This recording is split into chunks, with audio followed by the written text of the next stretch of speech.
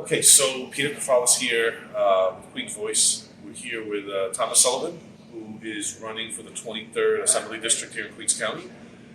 It's the second election that the gentleman's involved with. There was a really nail-biter the last time. I think it was a differentiator of about 15 votes.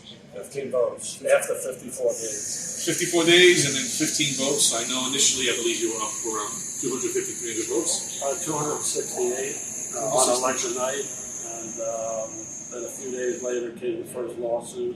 And after 54 days on January 3rd, she had won by 15 votes. All right, so 15 votes obviously shows Every vote counts. every vote counts, or every 15 could make or break, the election. So, if you don't mind, tell us a little bit about, growing up, and then so where you live today, maybe a little about your family, and then maybe we can talk about the Army after that, and so on and so on. Yeah, sure. So I'm raised in the fifth generation where I live now in the Rockaway Peninsula, just south of here. And it was always a great summer community, and then we made it our home in 1980. And I'm one of 7 boys, raised by a New York City detective and a nurse. And we were blessed. My mom's still alive, but father passed away a couple of years ago. And my family, my mother and father, they instilled service to the community. And as a result of that, 2 of my brothers went to the United States Military Academy at West Point. I went Army ROTC, and eventually one of them became a Secret Service agent for 26 years. And the other one stayed in the military for 30 years, and I stayed in the Army Reserve for 30 years. 2 of the brothers stayed with a family business that's been around since 1936 in Brooklyn, about 8 miles from where we are right now, called Brennan and Carr. So it's we all work there as kids and teenagers, and so 2 of them still work there after 45 years. And then one of my other brothers became an inspector, full inspector on the New York City Port Authority Police Department. And then one brother was NYPD and retired, and the other brother was FDNY, and we just had his retirement party last night. So this family has a long history of serving the country, the state, and the city. And it's one of the things I try to compel with with people, connect with people while we're out on the campaign trail. So while we have maybe on one side career politicians who will sense that they're entitled to these positions, me and my family have served this community in multiple capacities. Obviously, you're not an establishment cookie cutter guy. Had a very interesting life thus far, and obviously, I want to thank you for your service. So you did retire as a rank of a colonel, which no small feat. Because I think the only thing higher is 1 to 4-star general. So obviously, tell us about a colonel. From what I read online, forgive me, I don't know anybody in the military that is higher than a captain right now. A friend of mine in the Army Reserves. I believe you would be responsible for up to 5,000 men and women under your command. Yeah, the last command I was under had about 6,600 soldiers, and that was in Des Moines, Iowa. So I was the deputy commander there, and it was just a great 2 years. That was the end of my career out there. It was a great place to be. But we often use the word sacrifice, and a lot of people would immediately leap to the ultimate sacrifice, right? The loss of a life or something like that. Sure. But I've spent 4.5 years away from my family. I missed all 3 kids walk, talk for the first time. But they're amazing kids, and they were an example of resiliency. And you know, I got to mention my wife. You know, we just did our 25th anniversary. Congratulations. And she's been amazing. She's kept it together during those absences. Say the wife serves too, right? Absolutely, 100%. So that's a good saying. So while I was in Iraq, Kuwait, Iraq, and Afghanistan on different deployments, you know, she held it down and with support of the family. Absolutely. So yeah, that's those are the, you know, then you put on top the worry factor, right? Maybe they don't hear from you for a day or two. So that's what we mean by sacrifice. Especially when you're in a combat theater, Right. you know, they don't hear from you, they're maybe thinking the worst. Or, could you tell us anything? I know you're a combat veteran. Once again, thanks for your service, God bless you. Could you tell us anything? I don't want to get anyone in trouble, so nothing classified, but could you tell us, you know, some of the places you were deployed, what kind of engagements you and your troops might have saw, or what situations you came under? So, you know, different experiences. My first deployment was to Iraq in 2004. Oh, wow. And Things were hot then. yeah, I'm sorry, I apologize. You know, I lose track of things. 2006. Still hot. Yeah, it was. Were you in Baghdad or in another city? So we were up north of the country in a place called, the nickname was Q West, but it was Al Kiara. Yeah, Al Kiara was one of Saddam's a brand new airfield.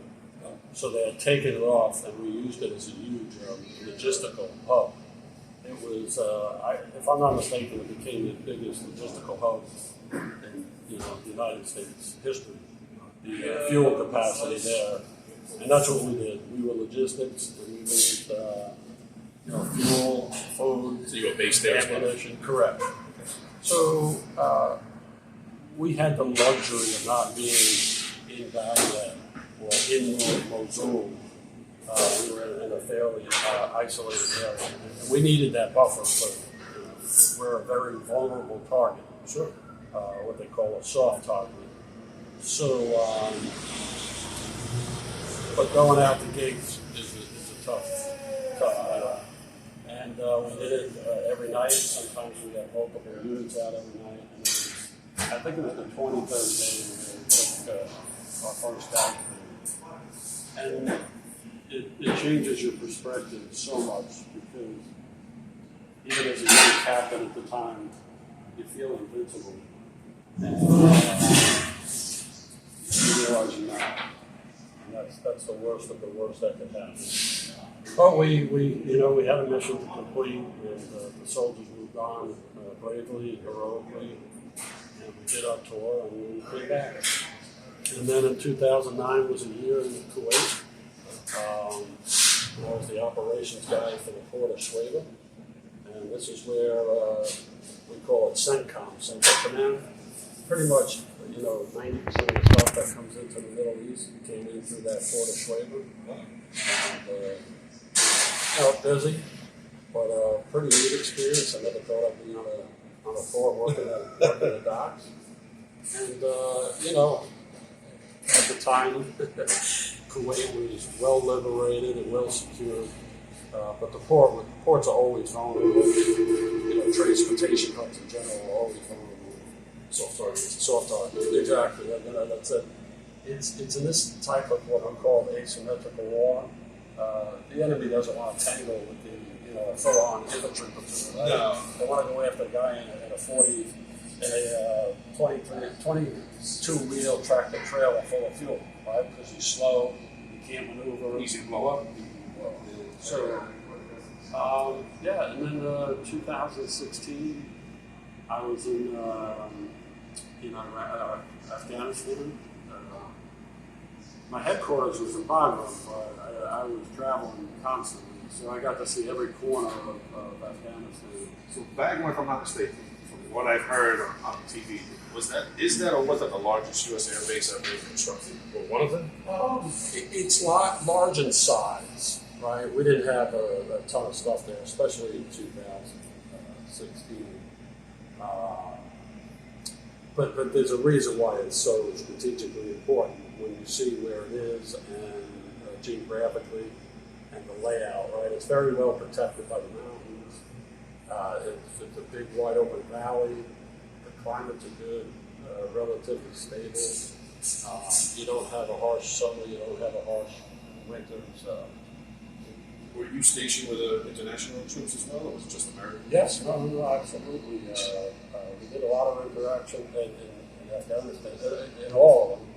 But at the time I was there, there was a big Polish presence from Poland and Mongolia. That was interesting. Tell me about the Poles, because I watch Sean Ryan podcast, actually, he's a CIA operative, and he speaks to a lot of the tier 1, tier 2 guys, and they always rave about Polish special forces in particular, and just they're very gung-ho, the military there, like they want to prove themselves, they want to get out and get dirty, get into firefights, so to speak. So, the coalition, right? Some countries would come and not be permitted to leave the base for many reasons. One is the international perception of their involvement in the war. So they would secure the base, or they would do internal security, or they would do logistics internally, things like that. Not a large presence, but to your point, Americans certainly spearheaded the effort.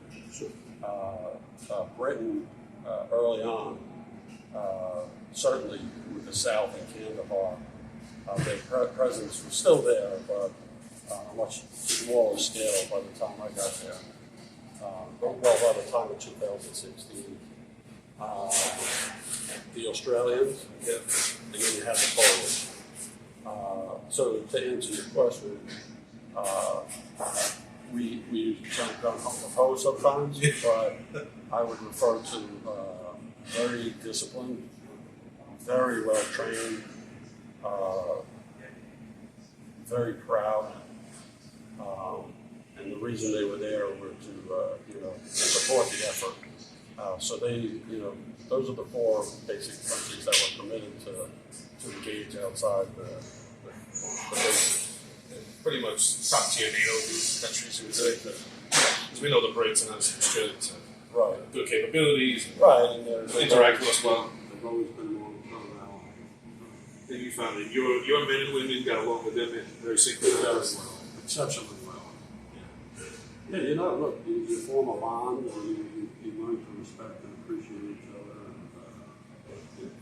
Did you have, or your particular unit, did you work with any of the militias or the friendlies in Afghanistan? People like, on the alliance, so to speak? So, yes, right. But that too has to be very regulated and disciplined and controlled. Maybe not obvious to some people. Many of them are very well intentioned and very, for the large part, many of them appreciated our efforts. But there's always some of the various characters, and we're vulnerable because we trust. And we're vulnerable because we're trying to give them their freedom.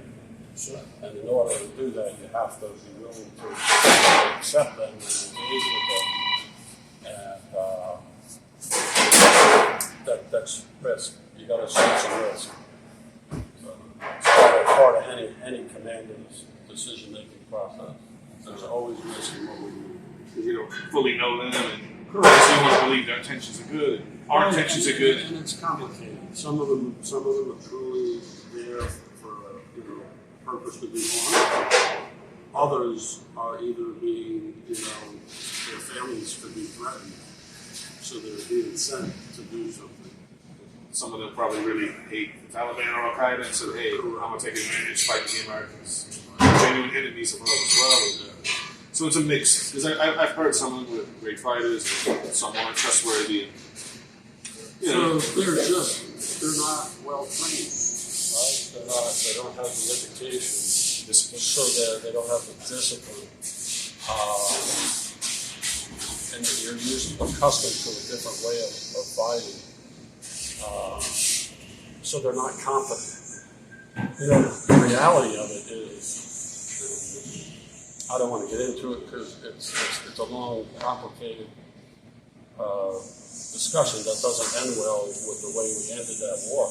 So there were not many soldiers there, but the few that were there built confidence, and we were able to react quickly and respond and cover them. Sure. And once we pulled out, they were on their own. Yeah. And we, yeah. No, listen, I think. So, and then we saw what the result was. The end result. I think. And I have some very strong opinions about that. No, listen, I think most Americans think it horribly wrong, horrible leadership. Unfortunately, nobody resigned, nobody was demoted, nobody was fired, nobody was held accountable. And, not to pick on the guys that have stars on their chest, but from the president, the vice president, the principal, everybody pretty much screwed up royally, cost us 13 lives again at the end. Countless people. I was just watching last night, actually, Sean Ryan podcast, very interesting podcast. I like to watch it. And he gets guys on who go back and help, evacuate people, friends and allies. And he was just pretty much breaking down how the State Department and, the government sent their third and fourth tier people with no experience to do this. And like, how do you expect that to evacuate American citizens and allies when you're sending people with the least experience? They're not No. which basically They were winging it. they did not understand the problem set, and they were not prepared for that. A vacuum of power that obviously, when we took off, guess who's going to take over the head? It was an absolute horrible miscalculation. Yeah. Well, To put it polite. Well, when you and I agree. When you and Dennis, did you guys get fired upon off the rockets or small arms fire? Or Yes. Yeah. IEDs, that type of stuff? So the answer is yes. There was not a huge there was not a huge ground effort in 2016. Everything was very stable. At that point, we had the Afghanis. They were doing their logistics, and they were moving from A to B. So they were like the tip of the spear? Correct. Yeah, we had already transitioned. They just needed time. There's supporting. More time. They needed to know we were there for them. So when I traveled, it was mostly by helicopter, sometimes by small plane. If you don't mind us asking, what type of chopper is it fixed wing? Yeah. It's like So Blackhawks or? yeah. So interesting. Believe it or not, I traveled most of the times. I want to say like 1960s era Sikorsky's. Yeah. Made right here in Connecticut. Yeah, we called them bluebirds. Okay. They were big, slow, but powerful, and they could handle small arms fire very well. Did they have guns to the back, or was it just escorts and Cobras or Apaches? No, we would have escorts close by, right? We just didn't escort at the time. But my point was, things were stable. I couldn't fly a helicopter if they weren't things like that. Sure. Stable. So yeah, but helicopters to certain areas, and mostly when I went to camp, not mostly. Anytime I went to, because Bagram was up north. Anytime I went down to Kandahar, it was by, believe it or not, like a Gulf Stream, like a small. Like our corporate executives use? Yeah, it was paid. Sometimes paid in green, sometimes not. Obviously, those planes don't have any armaments. No. What they did have, some of them did have what they call anti-defeat systems. Flares. Correct, to throw off anything. But again, we had such a system in place that we could detect launches, take down We had launches, total air superiority, evade launches. fighting jets in the air, and Correct. AC-130s That's why and it was so Warhawks. sad. It was so sad to see the way it went. And I think there's nobody who speaks in the country that's happy. I think everybody looked at it and saw it was, to be charitable, a boondoggle from the top down, all of our leadership. I think a lot of people, and I'll speak for myself, are very upset that nobody from the White House down to the Pentagon, nobody's, to this day, nobody's been told. Not one demotion, no one got fired, no one resigned. Nobody did cover this. Yeah. To this day, it seems that the powers that be don't even want to do an investigation to see what went wrong or who screwed up. So it's unfortunate. Anything else before we move on? to share with us about anything with the military or the history of the Army? So, Places you went to, people you met? yeah, I mean, listen, the military, even in the reserves, I got to go to places I never thought I'd go to, right? Iowa, you know. I never thought I'd spend my last 2 years in Iowa. Always enjoyed my trips for training out to Fort McCoy, Wisconsin, Fort Irwin, California. Well, some of the places I didn't enjoy that much was like Fort Dix, New Jersey. It's right down the road there. But you know, it was always nice to go to new and exciting places, meet new people. That's what the military, you know, outside of all the other tough challenges, you get to meet so many people, go to so many different places and do things. You know, I never thought I'd be in Iraq, Afghanistan, Kuwait, but you know, when you take 30 years in its entirety, very proud, and I'm very proud now. My son will commission in less than 20 days. Congratulations. He's going to go active duty. He was ROTC at the University of Alabama, and Do you get this one? well, they're twins, twin boys. So he is going to go aviation. He's going to fly helicopter. Oh, maybe Apache, longboat. So he wants. So you know your military. That's exactly what he wants to do. So that's a special program. Apaches. Highly skilled pilots and very expensive equipment. So he's smart, obviously, and motivated, and very dedicated. You know. Tell him we wish him the best. We'll do. Yeah. He can't stop till he becomes at least a colonel. I'm gonna go put his lieutenant bars on in like 24 days. Congratulations. Excellent. And make sure I fit my uniform. Come on, you got a nice figure still. Well, listen, I think we all you should be proud of this gentleman, whether you're in his district or not. Anyone here is an American or New Yorker, native of Queens. He served this country, went to some rough areas, did his job, talked about losing, people unfortunately seeing the good and the bad. So with that, we respect you very much. Thank you for your service. These are what you call crucible moments in your life. They shape your character. They build your leadership skills. They make you smarter. They make you more compassionate, right? So through the military career, through my financial career, whatever it is, that's how I've developed my character over the years. I agree. I know a lot of veterans from every branch. More recently, I worked with a lot of guys from the Air Force. Some of the best people I worked with, dedicated and organized. They would, whatever the task was, they would make sure as a team, as a company, we got it done. So I can see that the military installs a lot of good traits, good values in the people that come out. One of the things I might mention that I often don't, I specifically joined the Army Reserves. I wanted to be a police officer originally when I was in college. Okay. And I went on to graduate school. But I wanted to be trained and educated should something happen.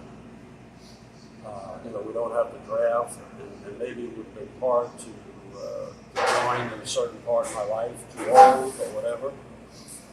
So I joined the reserves with that purpose, so that I would always be ready to go. So I've been in finance for 30 years, and on September 11th, I was in my ninth year at a firm, and on the 96th floor of the World Trade Center. So I was talking to my boss, just like we are, and north would be to my left, your right, and the plane had hit the North Tower, and I would never see my boss again. I later learned out that he went up one flight to get his mother-in-law. Didn't know she worked for the company, but for him and I, every minute counted to get down below 70th floor, unknowing that another plane was inbound. So that delayed him a little bit. I was a deputy fire warden for our floor. It's still fairly early. Not everybody was at work. Sure. So, you know, I cleared my area, engaged in a couple of people. Then I just started hitting the stairs, you know, quick. Got down to what we call the skyline problem.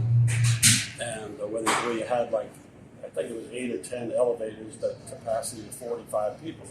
And it was packed. People trying to leave, people just still coming to work, not even aware of what's happening. So I just remember, you know, what's with, you know, it's not our building, but the plan was take the stairs. Sure. So I got back in the stairs, and unknown. I think I got down to about the 64th, 65th. That's what I remember seeing, you know, the numbers on the wall. Sure. And when the second plane hit our building and got knocked on my ass, went down a couple of stairs. Then the doors opened and people screamed. See, I originally thought that maybe the first building collapsed and it was ours. Yeah. But the doors had opened up and people saying a second plane. So anyway, I came somewhere around the 50s. I came in contact with three fellow employees that were on the 90th floor, worked on the 90th floor, so they got out a little early, or they were a little ahead of me. One was particularly in distress, so she was sitting on a crate. And I just said, listen, you know, you can't sit here, and I'm not leaving you here. You can walk as slow as you want, but we got to keep going to get closer to help, if we, you know, which we eventually needed. So, make a long story short, we made it to the ground floor. We got her into an ambulance, and then I made it. So my wife was pregnant with twins at the time. So they knew I was at work, because ironically, that was the day I sent out an email that morning to all the friends, all my classmates, college classmates, family, you know, distant family, the immediate family we told the night before. So everybody knew I was in the office, you know, I had my email, my work email. Was he worried? And back then, nobody was working from home. So, No. so they knew I was at my desk.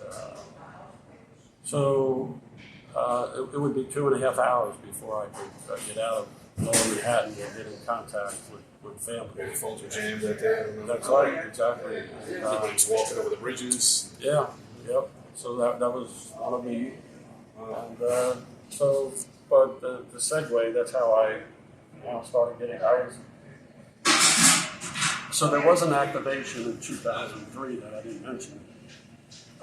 Had 72 hours to get the fourth hit. New Jersey.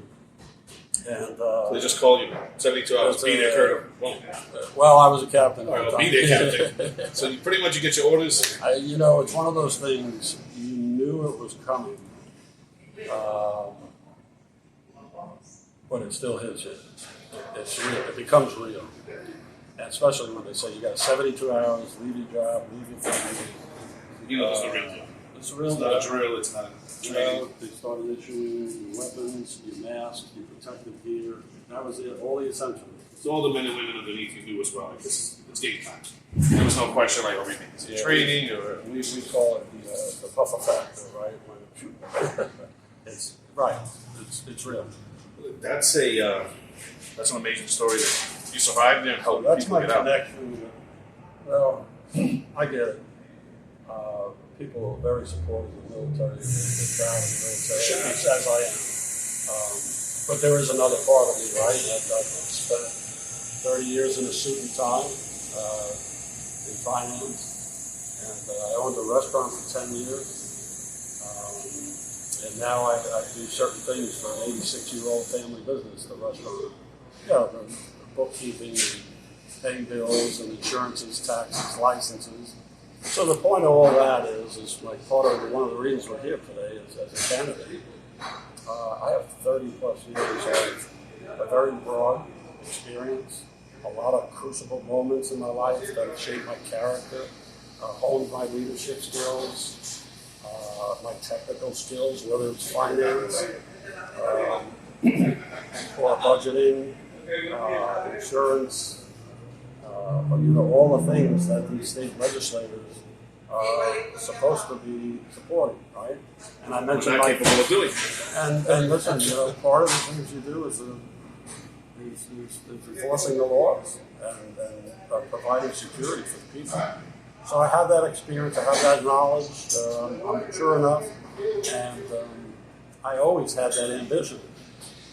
But I did not, since high school, I've always wanted to do public service. But I also said, I can't feel comfortable going in front of the public unless I know I speak from some position of experience, some position of authority, some position of knowledge. So I've got a couple of master's degrees, one of which is from the United States Army War College in Carlisle, Pennsylvania. Very impressive. And that was a degree in global strategic studies. And we didn't talk about moving tanks here or there or moving fuel here and there necessarily.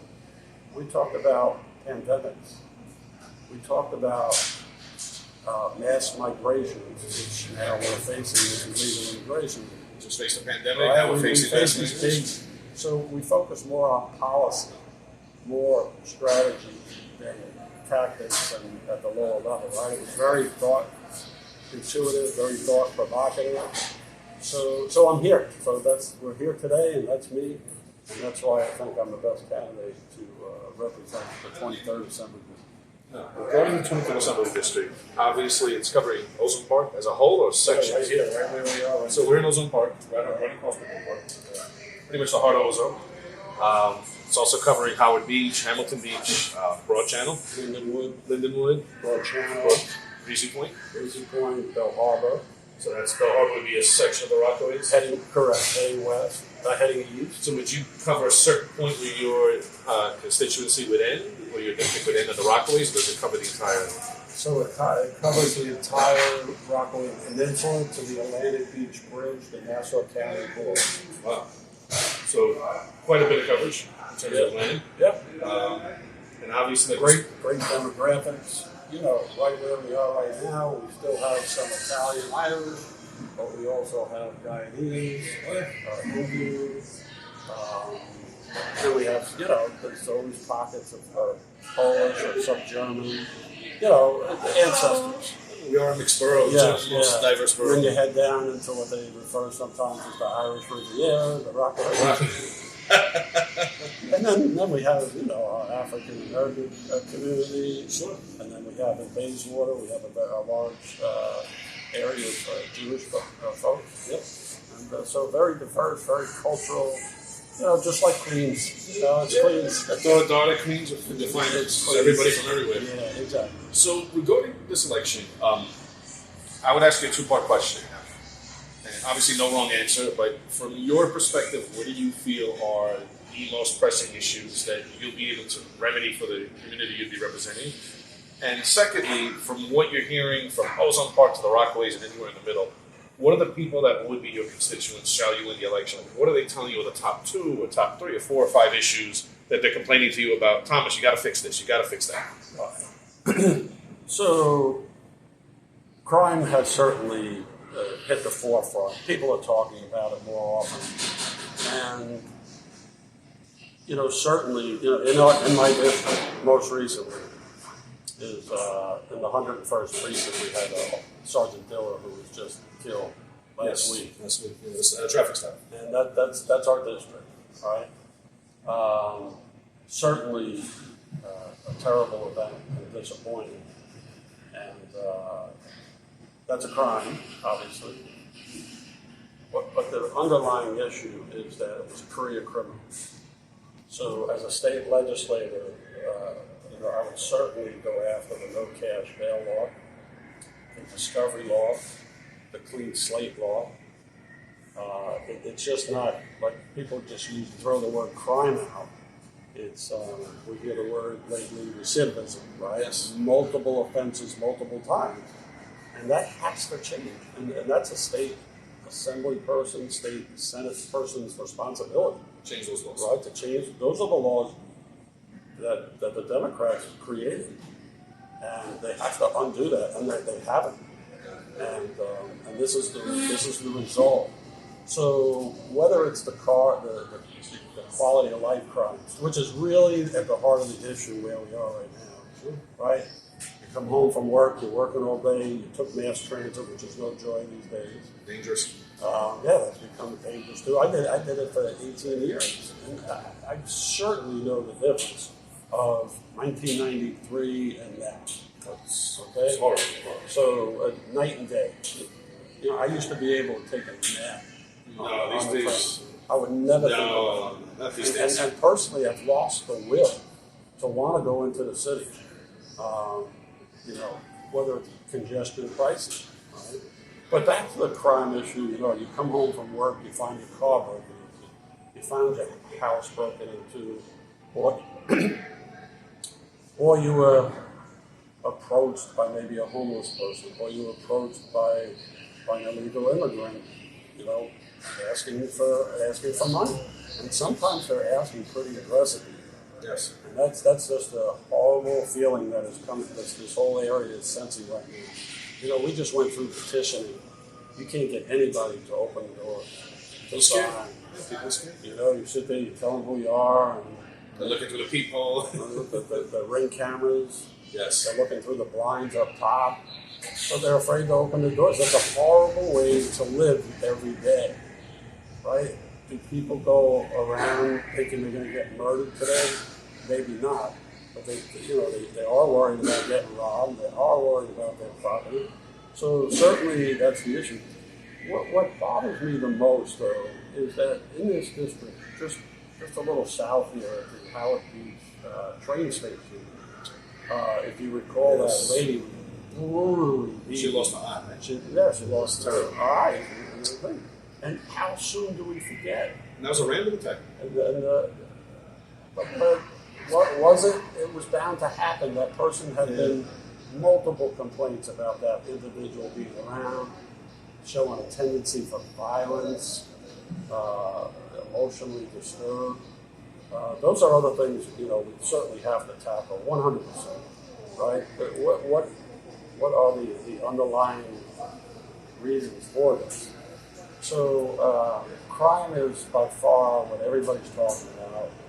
Illegal immigration, I just saw it when I made a left turn here off the Bell Parkway onto Cross Bay Boulevard. It's so sad that a young woman would be out there at 9:30 in the morning with a maybe not an infant, but Small probably child. eight Strapped months to a their back. year, strapped to their back. Everywhere. This is not America. No. This is not what we promised anybody. And we do not have the resources, the capability to handle this on this magnitude. So Obviously, crime, our mayor's not able to handle it. immigration, and the sad part about this is when you don't have crime under control, or you're not managing these federal agencies level stuff. The councilwoman, she's doing the best she can, Joanne Ariola, with this. You're throwing it on the backs of civic leaders, right? So you got the Ozone Park People Block Association, they're organizing. You got all the police and community council meetings. What are we going to do about this, right? We have rallies, we have protests, we write letters, and it's of no avail. We have to change the law, which means if they're not changing it, which they have not, we need to change the lawmakers come this November. And guess what we're not talking about? Education. That should and always be the number one priority. What are we not talking about? You know, public health and mental health. Right? So we're so distracted with the limited resources, and the focus is over here, and all hell is breaking loose over there. What about all the veterans we have in the streets living? Absolutely. Of course. We're taking, unfortunately, not just in New York, but we saw a story in Massachusetts recently where they're telling veterans, get out, and they're bringing illegal aliens and taking the resources and the shelter that they could have. And so that just shows you that they've lost control of the situation. And Do I think that, well, absolutely. Do I think that they intentionally, woke up this morning and said, let's get rid of all the veterans? No. I just think, right, they lost their priority, they lost their way, and they are not giving great level of confidence that they're going to lead us out of this. So let's change it this November by sending good common sense people who want to protect law-abiding, tax-paying citizens first. So obviously crime, public safety, huge issue. It's not just everybody we speak to that's running throughout the borough, because we do cover all the Queens. That seems to be the top hot button issue. My constituents don't feel safe. Crime, mentally ill, our own homegrown criminals. Now we're importing a lot of illegal aliens who are, unfortunately, we're not getting the best of the brightest. This is the dynamic, right? So we call these problems wicked problems. Very hard to understand, very hard to solve. And a problem set, once you figure out what the problem is, you can dedicate resources, figure a strategy, you can employ the tactics. But wicked problems, you just can't get a grasp of it, right? You've lost control. And you've exacerbated the situation with a bad policy. And that's what we have with the illegal immigration process. Bad policy reinforcing bad behavior. Agreed. Incentivizing more people to come when you can't handle the amount you have. So that's the, we're getting into it, right? Graduate level work, and this is intriguing to me. And this is what I've got a lifetime experience where I'm at, where I want to tackle big problems like this. So I got a question for you. So let's just assume tomorrow you get elected, you're sitting up in your office in Albany. How do you deal with folks like the speaker who recently wouldn't even make a law more secure to not protect our retail workers who are getting assaulted, stabbed, beat up constantly, whether they work at Macy's or a pharmacy or something like that? How do you reach out to people like Hesty who just seem so tunnel vision to say, no, everything's fine? So let's say you were just sitting there today. How would you go about trying to persuade those people who control those chambers to get on board with you and say, hey, something has to change, the bail laws, just for one example? So, phenomenal question, great discussion. So Tom Sullivan's not going to be able to go reason with somebody like that, right? But Tom Sullivan being elected and breaking the supermajority sends a clear message that they have it wrong, right? So the people now, their voice has been heard. Send a person like Tom Sullivan in, they lose a seat, they lose their supermajority power, and they know they can't just run over you like a. So they need to work with you to move forward. Correct. Good. So the other strategy would be to, for the lack of a better term, pin the tail on the donkey. Right? You own this. Right? We haven't mentioned this too often here, and I don't do this much in my campaign, but when you have a Democrat as governor, and you have a Democrat supermajority in the state and the assembly, how on earth do you blame the Republicans for this, right? So that's their message, that's their defense, right? But they have complete control over everything. Correct. So they have to own it. Control. So we have to do a better job. Not necessarily as Republicans, but as representatives, to flip the script and put a spotlight, expose the individual, right? So take Todd Kaminsky, for example, like one of the architects for the no cash debt, right? They got rid of him in Long Island. They sent a clear message out in Nassau County that you own this, you came up, you were proud of this. They fired him. And now you're going to be. Right, the people fired. People fired him at the ballot box. Right, it has to be right. So Tom Sullivan can certainly help that process. But, I would like the people to say, enough, not anymore, and we need that change.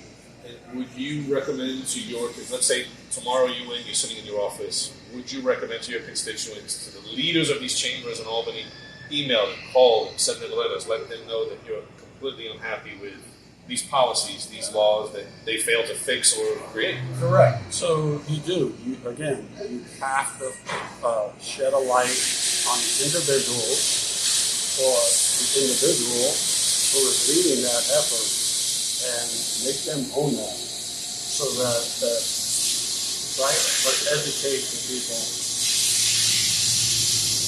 We see way too much complaint here, right? That wears off on the average American wanting to know how do we get here. So, it would be up to me to help educate them and say, listen, people are tired of, you just keep telling me what the problems are, but what's your solution, right? So, we talked about crime. The solution is overturn the no cash jail, overturn the clean slate law, overturn the discovery law. That's what a state legislator would do. One of the other things I forgot to mention before is qualified immunity. That's like you're qualified immunity. All right, so that's where the police, if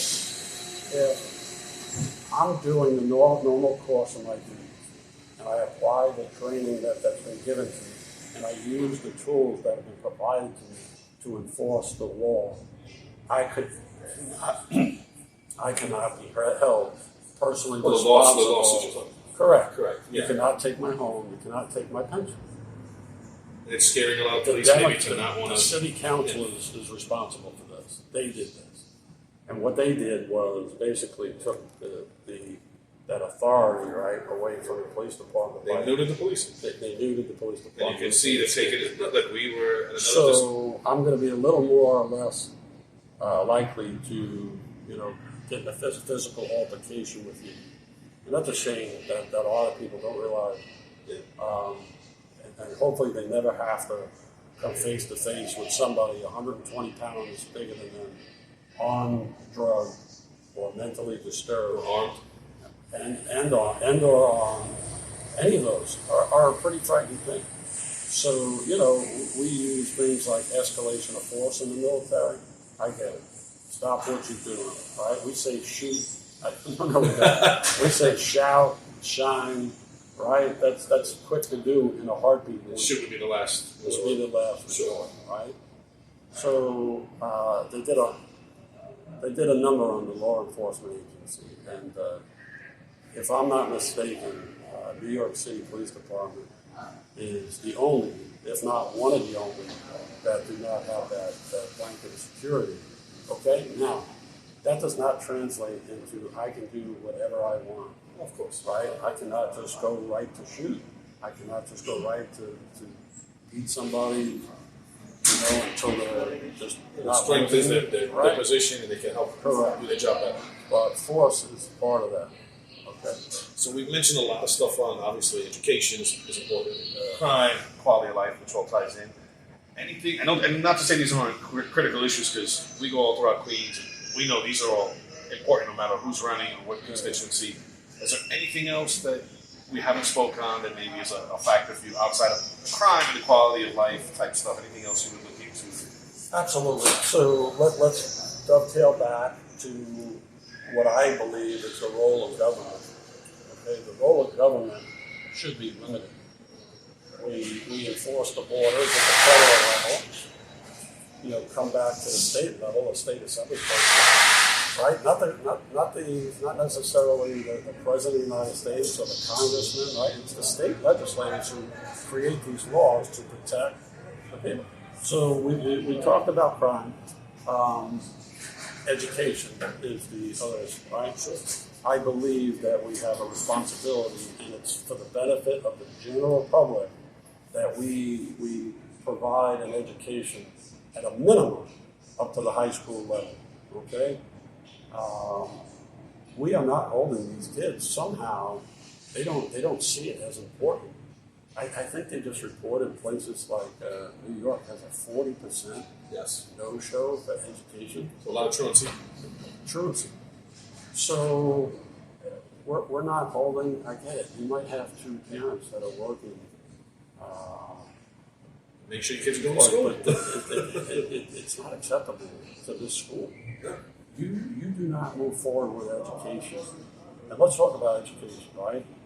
To me, reading, writing, arithmetic, science, technology, history, right? The basics, the core, right? So government, protect the population, the public health, the general public health, the general education, and infrastructure, right? And transportation. So we've got 5 core responsibilities of government. There's a limited number of resources, people, money, capability. When you start spreading that out to every facet of somebody's life, you just weaken the 5 core responsibilities. I don't know what your experience was driving over here, but the roads are horrible. Okay? Potholes that could eat your car. Potholes, curbs are broken. Yes. That means Garbage everywhere. People are getting hurt. Sanitation. Yes. Thank you. I forget. Well, that's a big problem in the whole borough. Right. So you don't pick up the garbage. You don't have enough law enforcement. You get more crime. You don't have enough garbage. You get Rats. more rat. You get disease. You don't have good public health. Right. So in our district, we have no emergency trauma center on the Rockaway Peninsula. It took I hear 26 minutes to get Sergeant Diller to a Jamaica hospital. Yeah. He drove right past St. John's Episcopal Hospital, right? No trauma center. Peninsula Hospital closed years ago. Yes. We have no hospital. So on the whole peninsula, No hospital. if you're elected, obviously you seem determined that you're going to try to get a first-grade trauma center there for gunshots, for stabbing, for burns. Correct. And Shark bite, drowning. well, we had a lot of sharks here recently. Drowning. Yeah, we had a shark bite. A bad one. They took a chunk of the lady's life. And I'm assuming She was bled to death because there's no trauma center. So those residents on the peninsula are obviously aware of this. I'm sure they're not thrilled about it, and I'm sure they're probably telling you, hey, Thomas, get us a first-grade trauma center. And it's just been getting progressively worse. So that's something that we haven't heard from anybody doing interviewing these elections. We've been covering a lot of races. I think it's unique. And it's not just my judgment.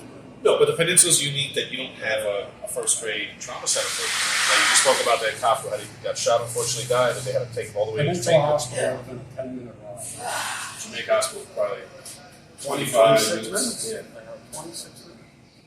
That's with the lights on, flashing, going for lights and stuff. And now let's talk about the people having heart attacks. Strokes, seizures. That need immediate, car accidents. Yeah. Okay? Shark bite. So obviously, that's a very So that's why I'm important going to Albany, right? I'm not saying that there are not other issues. So those are your top agenda. Those are the top ones. But that's where, most of your energy, most of your effort should be provided to improve the quality of life of the people we represent. And then you have to find the funding for that. I give the people a lot more credit than I think our current representatives do. They can do amazing things with just some little bit government help here and there. But somehow, and that's the difference, I think, in the political philosophy. I believe in limited government. I don't want them in my life. I'll figure it out. If I fall down, pick me up, okay? But don't walk me to school. Don't walk me to work. All right, just make sure the train is safe. And you're running against somebody who's been in that seat for a long time. Correct. And I don't think you don't seem like the type of guy that's looking to stay forever. You probably want to do X amount of time, do the best job you can, and maybe hand the baton to another person. So that's a great question. I am a firm believer in term limits, and even my own party. Once you get elected, you don't talk about it anymore, right? Yeah. So listen, I've been in finance. I've been in the military for 30 years. I owned a restaurant. I was a community board member, board of directors for 2,836 homes. I lost my home during Sandy along with the 2,800 people. I'm sorry, speaking of sand, so not to cut you off. Obviously, I know the Army Corps of Engineers and other officials in agency have tried to shore it up. I think the boardwalk is still being built, sadly, after all this time on the Rockies. I think they finished the boardwalk construction yet. It's still going. Speaking of that, sorry to cut you off, just another topic. What would you do if you were elected? Obviously, it's horrible you lost your home, and I know a lot of people did. And some homes, even up and down this community, you can see haven't been rebuilt, especially in Broadtown. They're still abandoned homes. What would you do for those folks who live on the water, the low line? Like, what would you, if you went to Albany, would you try to get more funding to get the Army Corps to build more barriers and reeds? So what would you do for those folks who evidently could be flooded again, unfortunately? So this may seem a little insensitive at first, right? But we assume a certain risk living in certain areas, right? So yeah, I built that, right? You certainly build more resilient, etc. But I'm careful saying, oh, the government needs to do this, the government needs to do that, right? Yeah. Jetties, because of the environmental impact, they got to do a study, and you do need certain expertise and knowledge. It does exist in the private sector. You need government to pave the way and say, okay, let's get this done. All right? I don't want to get into the debate of why it costs $40 million to put in one jetty or whatever. I do know, and then I don't know, right? Why it costs that much to do that. When you are being honest, there is a risk. Correct. Everyone's, including yourself, there's always a risk. I pay more on insurance to do that, and I take that risk. But we do need to be more resilient, and we do need to be more wherefore mother. You don't mess with Mother Nature. You can build a ship as big as you want. As soon as you take it out, you stand there at the port and you look up and say, that thing is huge. As soon as you get it outside the New York Harbor, underneath the Verrazano Bridge, you are a speck. You are a speck. You put homes on the record. They want to do more building. So we're opposed to that. My campaign is opposed to that. There's just not enough emergency egress. There's no hospital. There's already crowded schools. So that's the other issue. It's an infrastructure issue. Infrastructure. So we talked about that a little bit. But yeah, that's why I want to go to Albany. I want to tackle big, complex, wicked problems for the betterment of the community. And then I think, my thought, my theory is that you make people happy that way, and they know they can get the work safe, they'll enjoy their job more, or they won't mind paying the tax that they're already paying. But if you're paying all these taxes and you're still not safe going to work, and your car gets thousands of dollars worth of damage from a pothole or a criminal, then what are you paying for? You're paying all this money for what? And obviously, we live in a very expensive borough, very expensive city, and we hear this from a lot of other folks. The people want to get their money's worth. So one of the things I talk about often is financial accountability, okay? So let's go back to education. In the 80s, we approved the lottery, right? Yes. Gambling. Yes. Okay, it's gambling. And guess what? It preys on the person who can at least afford to lose another dollar. It does. Tom Sullivan doesn't play the lottery. I don't. I don't into the art. But I get it. But why was it approved? It was approved because the money would go where? Education. So they said. Wow. So then fast forward a little bit, we want to approve gambling, right? The casino right behind it. Right behind it. Okay, well, how did it get approved? Because the money would go to education, right? And supposedly some money does, right? So now you come up with speed cameras. Right? What they were supposed to be open during school hours, Monday to Friday, in front of school.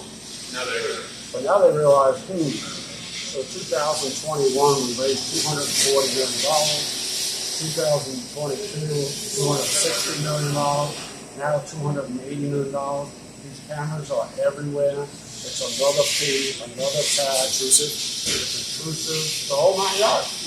So what? So going to the school, right? Now we come to marijuana. Okay, you're not a bad person, you're not a criminal. That's a whole other topic. But it got approved. You put no laws in place to regulate, what we're seeing right now. No laws in place to test behind the wheel of a vehicle or a piece of construction equipment. So you prove it. Why? Because you want another couple $100 million for what? All of these programs, to fund all these programs that a lot of people didn't ask for. So we have to see where the And money's going. that's how you get a stronghold on the population. I provide you this, and I'm going to give you this, and I'm going to take care of you, and you, but I'm bleeding you dry, and you're not even realizing it. And next thing you know, you're dependent on the government. Is that truly what we want? We are the only country in the world that does not look to the government, but we're slowly drifting that way, especially here in New York. So, am I saying that somebody, listen, I lost my house in San Diego. All I eventually did with the government was, so you're offering a low-cost loan. Thank you. That's fair. I will pay you back over 20 years with interest.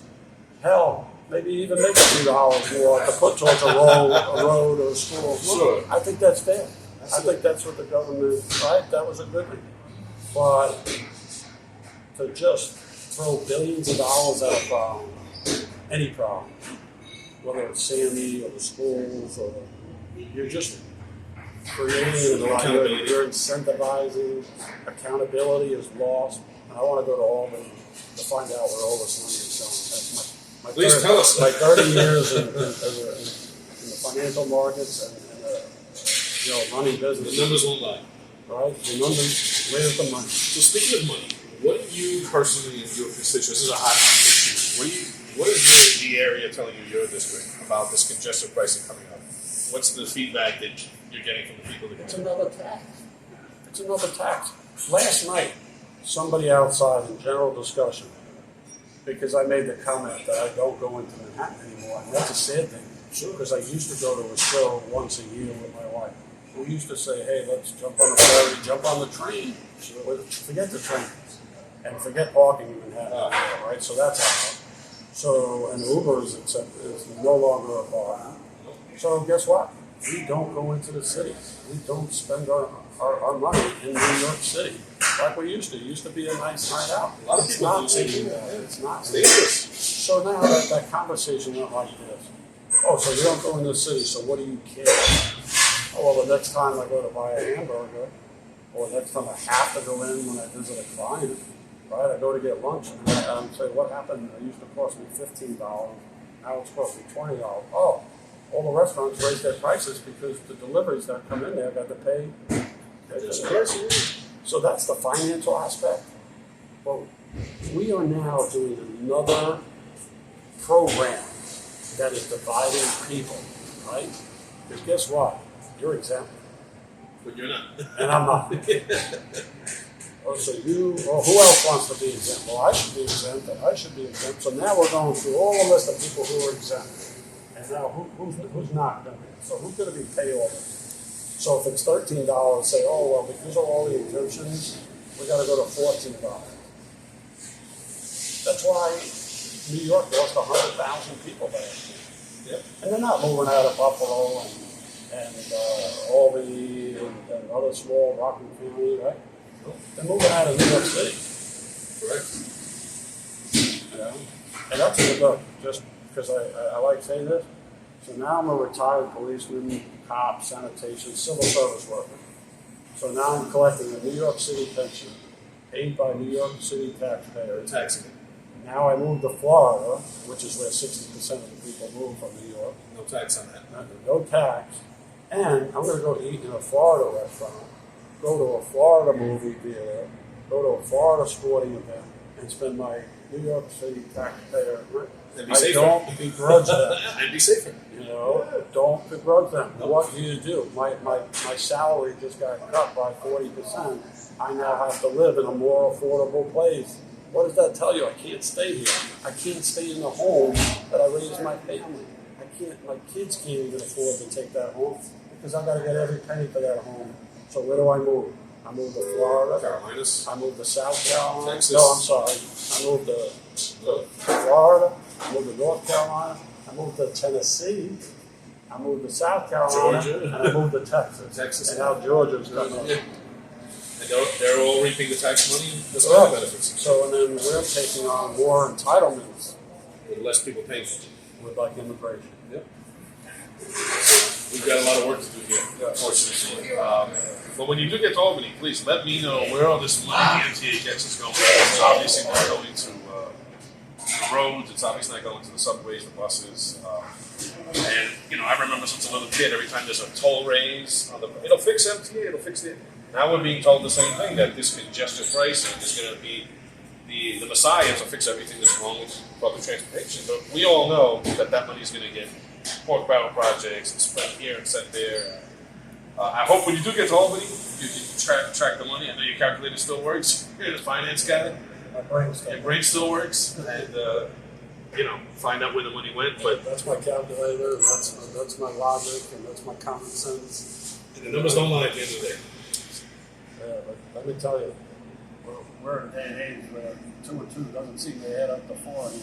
No, I think it's 10 now. Yeah. So we have a very interesting candidate here running for the 23rd district. Covers a nice section of Queens, from the Rockaway Peninsula to Broad Channel, here in Ozone Park, Howard Beach, Hamilton Beach. Probably missing a few areas, but this general section of Queens. He's not a politician, as you can see. Military man, a finance man. Very interesting story. Served his country well. Rose to colonel, which I don't think is anything to take easy or take lightly. A lot of people don't get that far, considering there's only 4 positions above that. Went to combat, lives in the neighborhood, has a family business still he helps with. Looks like his family is roots, and to say the least, looks like your family is about service, to say the least. So we appreciate spending some time here today in the community with Thomas. He's definitely had an interesting life thus far. He has a lot of good ideas, a lot of issues that he put on the table that he wants to tackle when he does get elected.